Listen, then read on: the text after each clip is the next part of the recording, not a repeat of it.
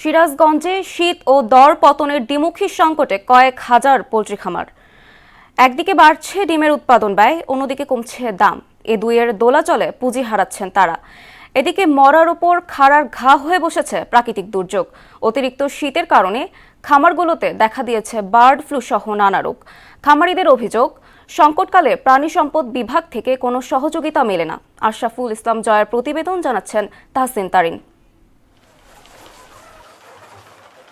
উত্তরের জেলা সিরাজগঞ্জে ছোট বড় মিলিয়ে প্রায় 18,000 পোল্ট্রি খামার রয়েছে। জেলার চাহিদা মিটিয়ে এখানকার ডিম ও মুরগি সরবরাহ করা হয় রাজধানী সহ সারা দেশে। কিন্তু এবছর নানা প্রতিকূলতায় লোকসানের মুখে পড়ছেন ব্যবসায়ীরা। বাড়তি উৎপাদন ব্যয় আর নিম্নমুখী বাজার তাদেরকে ব্যবসা বিমুখ করতে চলেছে।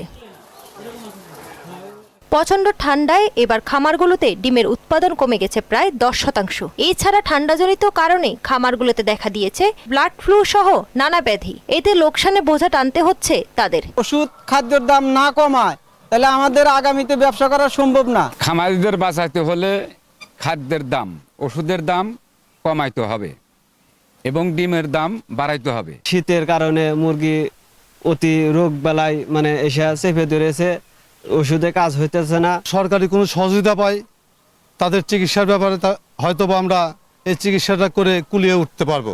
ডিমের দাম বাড়ানোর পাশাপাশি উৎপাদন ব্যয় কমাতে কার্যকর পদক্ষেপ না নিলে এই শিল্প টিকে থাকবে না বলে আশঙ্কা জানান সংশ্লিষ্টরা। এছাড়া প্রয়োজন মতো প্রাণী সম্পদ বিভাগের সহায়তা না পাওয়ার অভিযোগও করেন খামারিরা। প্রাণী সম্পদের ঊর্ধ্বতন ডাক্তারদের কাছে যখন আমরা চিকিৎসা নিতে যাই, তো ওনারা মুরগি কাটেন, চোখেতে দেখেন, দেখার পর কি হয় না হয় কতটুকু বুঝতে পারা জানি না, তাদের আন্দাজের উপরে তারা 4-5 টাকা করে ওষুধ লিখে দেয়। তবে অভিযোগ অস্বীকার করে খামারিদের নিয়মিত পরামর্শ দেওয়া হচ্ছে বলে দাবি করেন এই প্রাণী সম্পদ কর্মকর্তা। খামারে পর্দা, যাতে শীত বেশি সরাসরি বাতাস না লাগে, পর্দা ঘিরে রাখার জন্য, এবং পুষ্টিকর খাবার এবং স্ট্রেস ফ্যাক্টর যেগুলো ভিটামিন মিনারেল এগুলো বেশি খাওয়ানোর পরামর্শ দিচ্ছে। শীতকালীন সময়ে যে সমস্ত রোগ অসুখ বিসুখ হয় সেগুলো টিকা প্রদানের ব্যবস্থা নেওয়ার জন্য আমরা বলতেছি এবং পরামর্শ দিচ্ছি। শিল্পটি রক্ষায় সরকারের কার্যকর পদক্ষেপের দাবি করছেন খামারিরা।